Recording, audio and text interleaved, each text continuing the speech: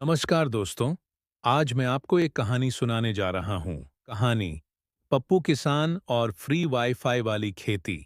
पप्पू किसान अपने गांव का पहला ऐसा किसान था जो हल से ज्यादा मोबाइल पर भरोसा करता था, क्योंकि उसने कहीं सुन लिया था कि अब खेती भी ऑनलाइन होती है।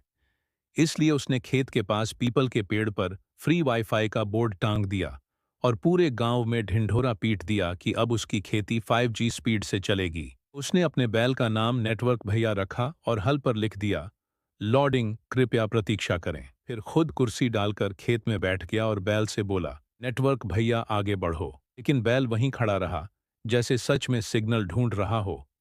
तो पप्पू मोबाइल को हवा में घुमाने लगा और बोला कि नेटवर्क हमेशा खेत के कोने में मिलता है। धीरे धीरे पूरे गांव को समझ आ गया कि पप्पू की खेती सबसे एडवांस है, लेकिन काम जीरो है, क्योंकि बैल कभी खेत में घुसता तो कभी चाय की दुकान पर जाकर फ्री बिस्किट का अपडेट ले आता, और पप्पू हर बार कह देता कि सिस्टम अपडेट चल रहा है।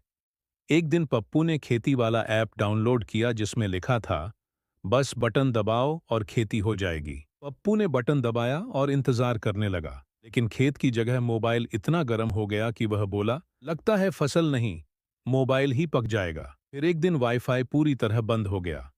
बैल खेत के बीच बैठ गया और पप्पू मोबाइल को ऐसे देखने लगा जैसे डॉक्टर रिपोर्ट देख रहा हो।